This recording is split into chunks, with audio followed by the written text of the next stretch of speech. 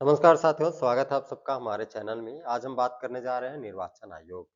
निर्वाचन आयोग समझ रहे हैं ना कि वर्तमान समय में सबसे चर्चित सब्जेक्ट है, सबसे चर्चित विषय कोई है तो निर्वाचन आयोग। ज्ञानेश कुमार की जो पद है सबसे ज़्यादा चर्चित है। तो हम इसी के बारे में आज बात करेंगे कि आखिर निर्वाचन आयोग इतनी चर्चा में क्यों है?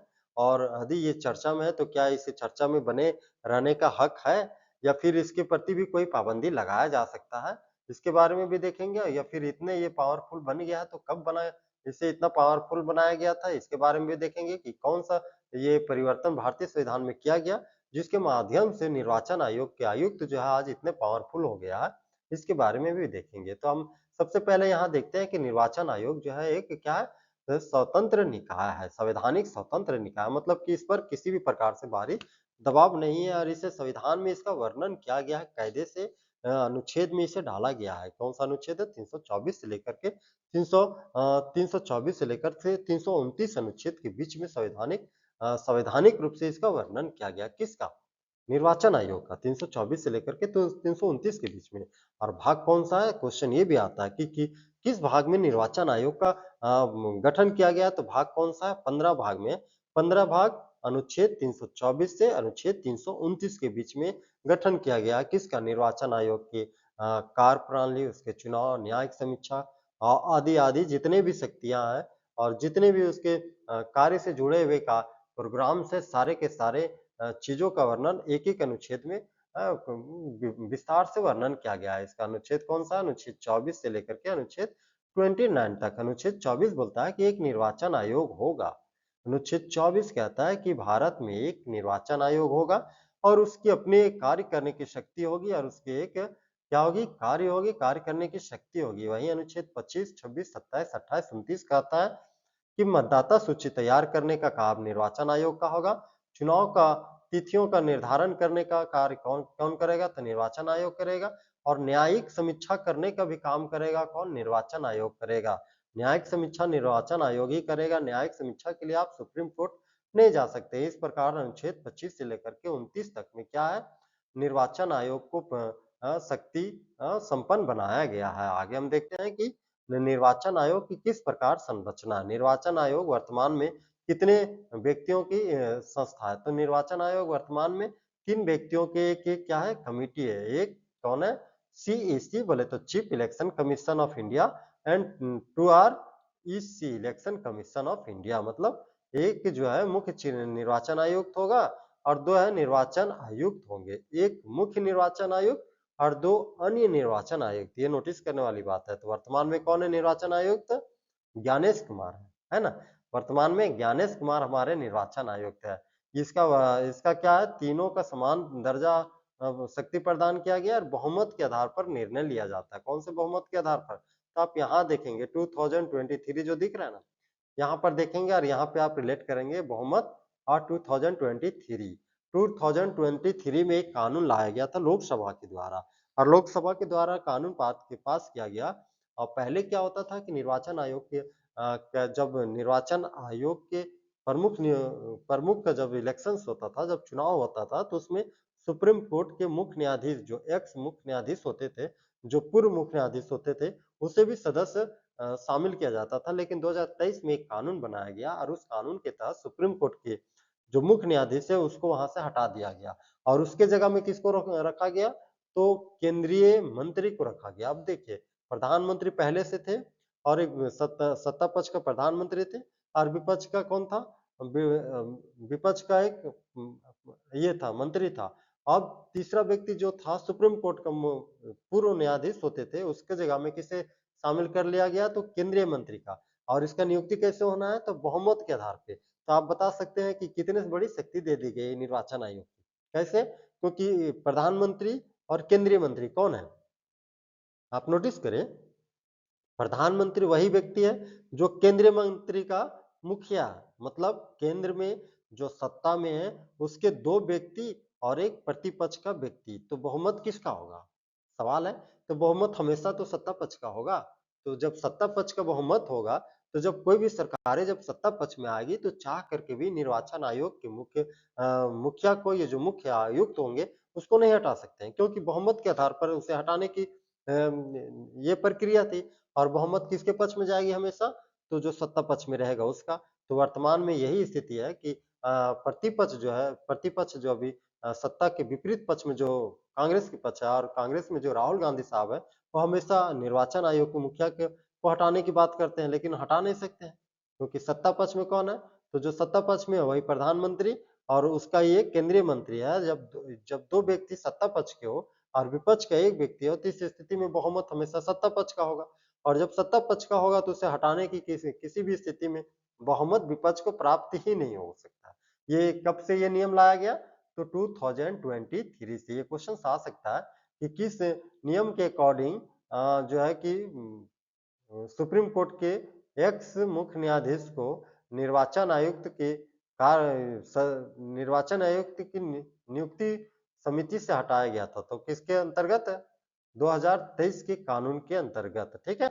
अब देखते हैं कि हटाने की प्रक्रिया क्या होती है। तो हटाने की प्रक्रिया क्या होती है? तो निर्वाचन आयोग को हटाने की प्रक्रिया वही होती है जो मुख्य न्यायाधीश के जजों को हटाने की प्रक्रिया होती है। अनुच्छेद 124 के तहत जो मुख्य न्यायाधीश के जजों के लिए लोकसभा और राज्यसभा से विशेष बहुमत पास कराया जाता है, ठीक उसी प्रकार से सीईसी मतलब मुख्य निर्वाचन आयुक्त को भी हटाने के लिए विशेष बहुमत से दोनों सदनों से पास कराना अनिवार्य होता है। किसके?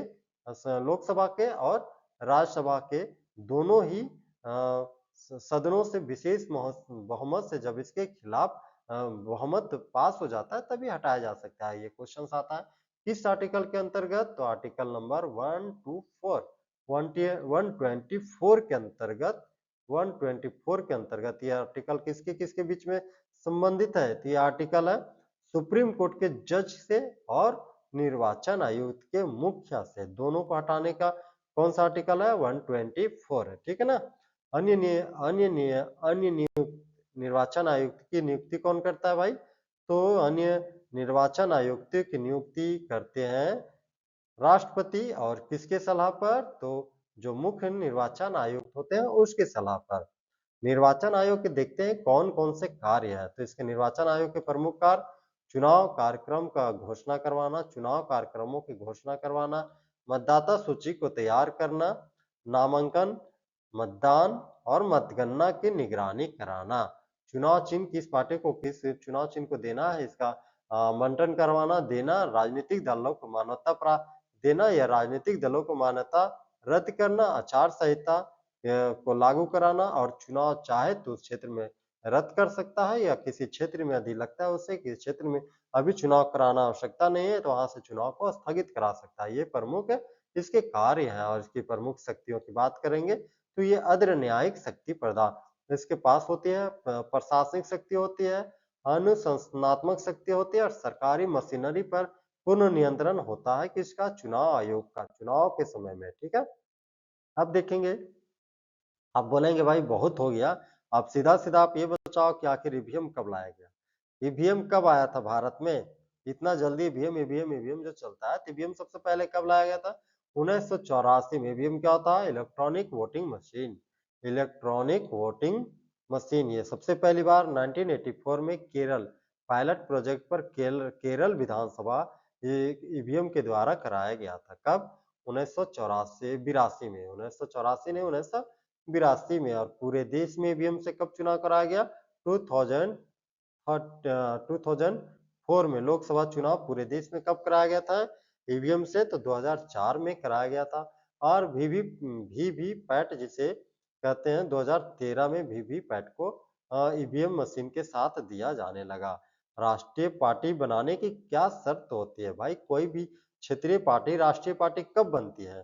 कोई तो एक मापदंड होता होगा ना कि ये क्षेत्रीय पार्टी जो है आज से राष्ट्रीय पार्टी घोषित हो जाती है या तो ये राष्ट्रीय पार्टी अब से राष्ट्रीय पार्टी के दर्जा खो जाती है। तो इसका कौन से कंडीशंस होता है? तो इसका कंडीशन होता है कि कम से कम 4 राज्यों में कोई भी राष्ट्रीय क्षेत्रीय पार्टी जो है कम से कम 4 राज्यों में क्या लोकसभा या विधानसभा चुनाव में 6% वोट प्लस लोकसभा सीटें कितना 4 लोकसभा सीटें या फिर 4 राज्यों में राज्य पार्टी के रूप में वो क्षेत्रीय पार्टी काम कर रहा हो। नहीं समझ में आया होगा? तो मैं फिर से इसको सरल शब्दों में समझाता हूँ।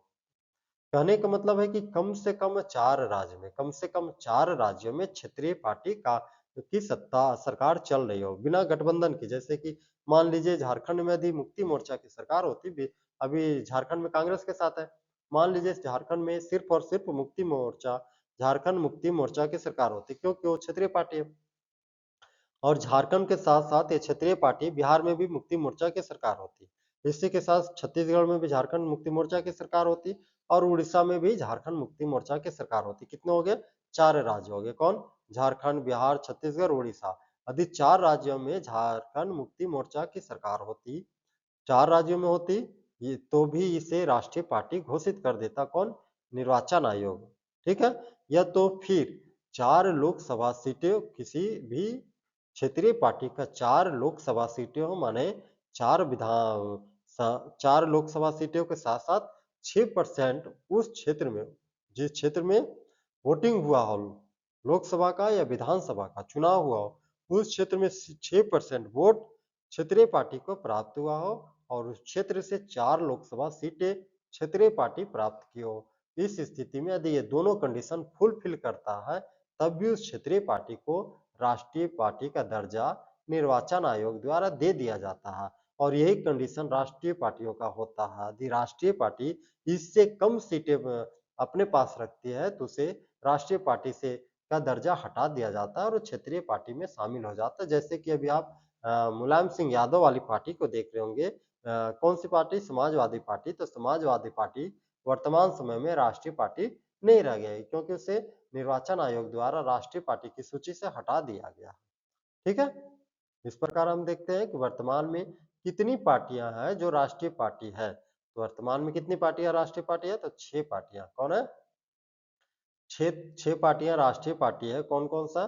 तो भारतीय जनता पार्टी, भारतीय राष्ट्रीय कांग्रेस पार्टी, बहुजन समाजवादी पार्टी, समाज पार्टी जो कि बीएसपी वाली है, ठीक है ना? और सीपीआई का Marxist party, Aam Aadmi party, National People's Congress party, National People's party. ये सारी अभी 6 ही मात्र पार्टियां हैं। एक टाइम पे 10 पार्टियां होती थी। कौन? राष्ट्रीय पार्टी। वर्तमान समय में कितना है? तो 6 राष्ट्रीय पार्टी है। कब का आंकड़ा है ये? 2025 का आंकड़ा, 24-25 का आंकड़ा के अनुसार 6 वर्तमान में राष्ट्रीय पार्टियां हैं। इसमें से मुलायम सिंह यादव वाली जो पार्टी समाजवादी पार्टी है, वो उस पार्टी को यहाँ से हटा दिया गया, राष्ट्रीय पार्टी के दर्जा से हटा दिया गया। ठीक है? निर्वाचन आयोग समय समय पर क्या करता है, मैं बता ही दिया कि वो पार्टियों का मान्यता रद्द करते रहता है। वर्तमान में वोटर आईडी कार्ड आप जो देखते हैं, उसमें फोटो आती है, आपका फोटो आता है, मेरा फोटो आता है। वो फोटो जो है, उस फोटो कि सबसे पहले विचार किस व्यक्ति के द्वारा लाया गया था। मैं इस क्वेश्चन को नहीं ले रहा था, लेकिन मैं सोचा कि ले लेता हूँ।